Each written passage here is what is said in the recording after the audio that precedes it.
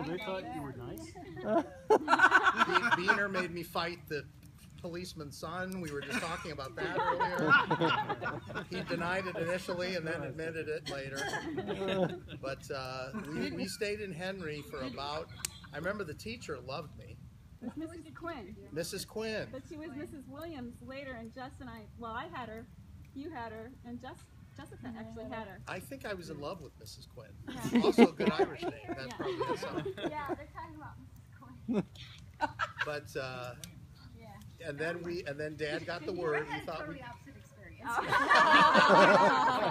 Sorry, Jack, go ahead. No, that's fine. Dad got the word later that I think he thought we were going to Belgium, and I was preparing for that, sort of. And the next thing I know, it's like, nope, we're going to Tokyo, and we went at Christmas in the middle of the year, and I was pretty settled into Henry, you know. There was baseball, and, you know, it was okay. But I had my cool spider bike with the purple seat. I don't know if anybody remembers that. But then off to Tokyo. And then we stayed there for about 4 or 5 years, and then to Peoria again. And then you used to stop at the Jigger and Jug and get your Dr. Pepper. I love Dr. Pepper. Also at the at the Five and Dime at the Ben Franklin, they had the little pay a nickel maybe. Get a little cup of Dr. Pepper. There was also the little candy store. Aussies? Go and push the button and get a cup of pie. That was exciting stuff. I know. And I hit Grandma Cal up for Dairy Queen money regularly. That's how I ended up like this. You know? And then he got offered about 2 years into high school. You guys can roast marshmallows. You want to help him get marshmallows? Memphis. You don't want a marshmallow? And he actually asked me what I thought about that, and if I was okay with that. And I ended up saying, Dad, please, I don't want to. I just want to finish high school in Bergen in Peoria. And guess what? He declined that offer. Wow. And we stayed in Peoria. And I know Mom really wanted to go. She wanted out of Peoria. She was ready to go somewhere new. But he listened to me, and we stayed. And then later he had, they had a few months. They went to Brazil, I remember, and he had some other posts when I was in college. But for the most part, he went from Peoria over to Morton, and then that's where he finished out after about 40 years at CAT. You know, when Zach tells that story, and it just brings back great memories of Don and myself and our family's appreciation of what Gene and Joni did for all those years. Dad, all the years that we were so far away and couldn't do anything, and they just stood in for us in every circumstance. 24/7. 24/7, and we appreciated it. And Lorraine was out in Cedar Rapids, and here Gene held down the home front and left teaching and worked at Gamble's, and then he went to Prudential and was a terrific asset in the community in Henry and the church.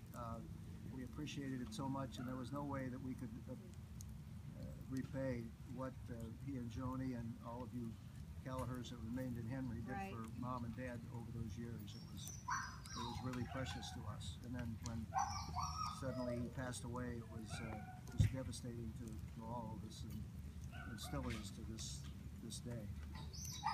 Speaking of those that have passed away, each one of our families have been hit, except for Zach's with regard to a childhood death. And when Chip died, it was devastating, and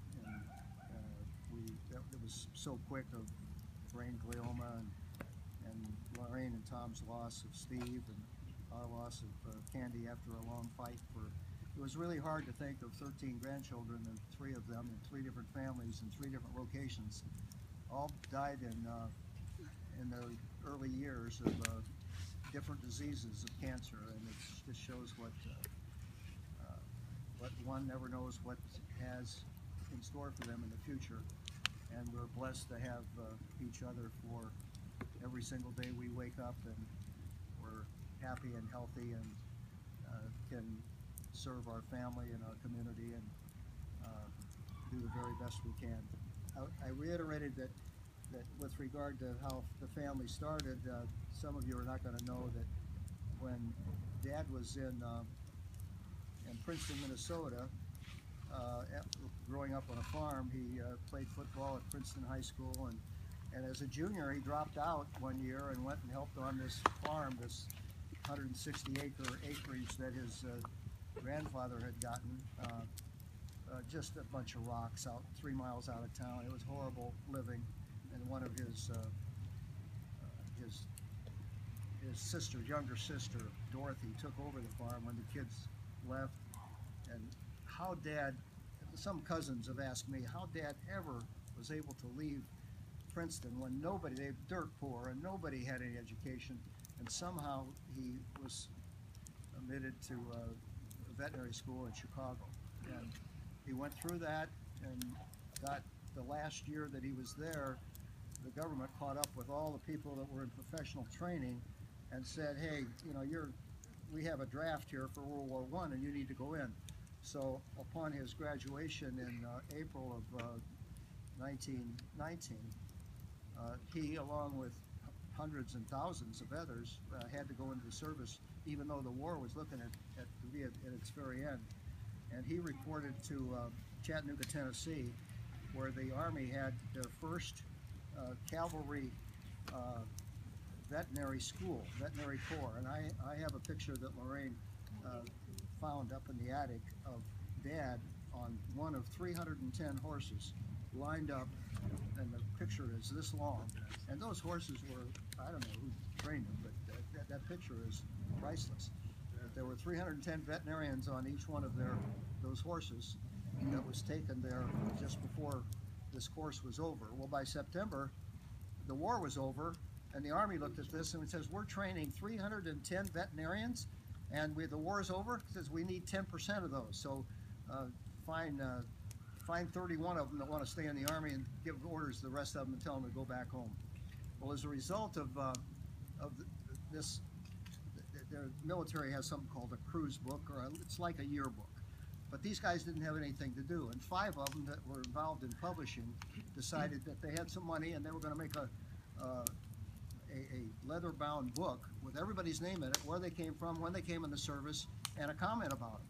Well, the comments were precious. I mean, some of them were complimentary, but 15–20% of them were really questionable. They'd have a name of a guy and says, you know, you can find him over behind the head crying because he's missing his new wife so much.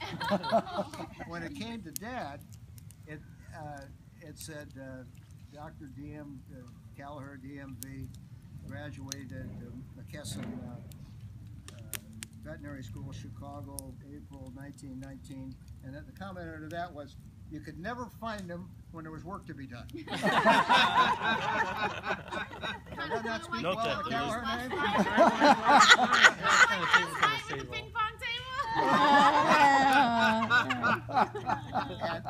And when I look back upon this, I know that all the veterinarians were required to muck out the stalls of their individual horse, not for Dad. Somebody else was going to do that. He wasn't going to muck out that stall. And he, you know, he used that as kind of a principle in his lifetime. He wasn't the most aggressive veterinarian around, you know. And that's a pretty dirty job for somebody who doesn't like to be it around is such muck. a dirty job. And Don and Jean and myself went out on calls with him and cleaning out a cow and trying to calve a cow. And each one of us would say, Dad, you know, this is crazy. In the middle of the night with snow, you're going out to a barn and, you know, you're asking the guy to pay you $3 or whatever it is for the call. And his book showed that he made a pittance. He couldn't charge people what he was worth. But in 32, during the Depression, they didn't even have chickens or goats to give him. And he wasn't, he had his wife and 2 kids, and he somehow angled a job as a meat inspector in Milwaukee. So he packed everybody up in a car and went to Milwaukee, and Mom and Dad and Jean, Don, rented a place, and he worked up there in I think it was Armour, wasn't it? Cudahy. Cudahy. Cudahy Yeah, packing. Cudahy. He was a meat inspector. And he was a veterinary inspector up there for about 14, 15, 16 months where I was conceived. And something happened, or he needed to get back, and I don't know whether, I think Mom really liked it. She but did. She told me she did like that. They and I'm not moved sure why back they to did Henry that, but I'm because sure Mom wanted to they go back did. up there. They moved back to Henry and probably moved back in the same house there On in the Carroll alley. Street. We'd all be Minnesotans. And, Yeah, we wouldn't be sitting here tonight. If they Wow. yeah, and then I was born in Henry Hospital in '34. Speaking of that house, I can't ever let anybody go without Lorraine's story. And Lorraine, I want you to tell it.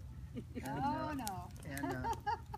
And because I'm not sure if you remember it all, or you only remember Well, what we told you about it, or I'm what? not sure if I remember it or I just think I remember. Okay. But I was supposed to be upstairs taking a nap, and apparently I didn't want to be up there taking a nap.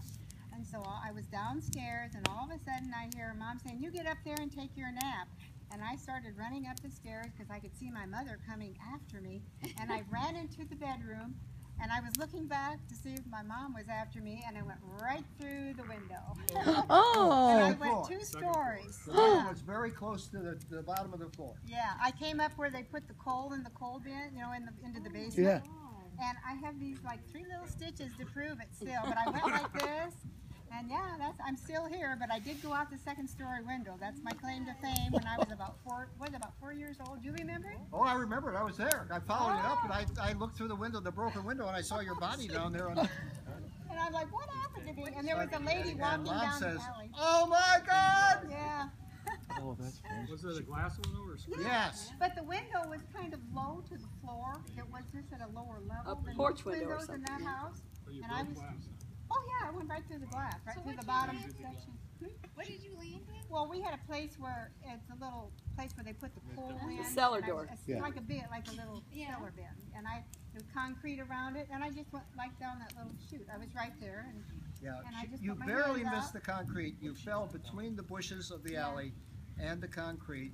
And when we picked you up, you had small marks on your hands where you hit and broke the window. But other than that, you were breathing. We pounded on your chest, and just so that's why I'm so odd. You know no why. hospital, no nothing, no X-rays. Nobody But was I in the did hospital. Oh my God, no one went to the hospital. Probably not. Yeah. Sure.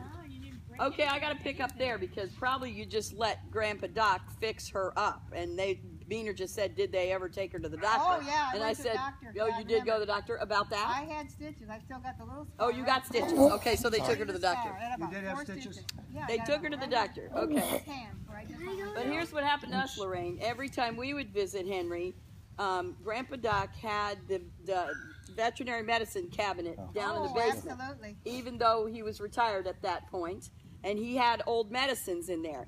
Anything that ever happened to us in Henry, if we were ever sick, he'd go, "I'll figure that out. How much do you weigh? Okay, that's about this % of a horse." And he'd go down there and get some medicine, and we didn't know what it was, and Dad said, "Just take it. It'll be fine." Yeah. And I'm allergic to sulfa to this day Hey, because you he and gave me me both. he gave me horse Anything pills. we had, I'll give you some sulfa. He gave me I am sulfa allergic to so sulfa. much. And Yeah. this little thing, Dad'd say, "Oh, just take this sulfa, you'll be fine." Yeah, that's what I used to do. Yeah, I took a lot of horse Yeah. medicine in my A younger lot of days. horse medicine. Yeah. That's what happened to us if we were sick in Henry. I didn't know he gave you grandkids. Yeah, he gave us that. I don't know why Mom let him do it, but she did. And I Bill, I think you have a Oh, cut it out. No, I was going to add it in there.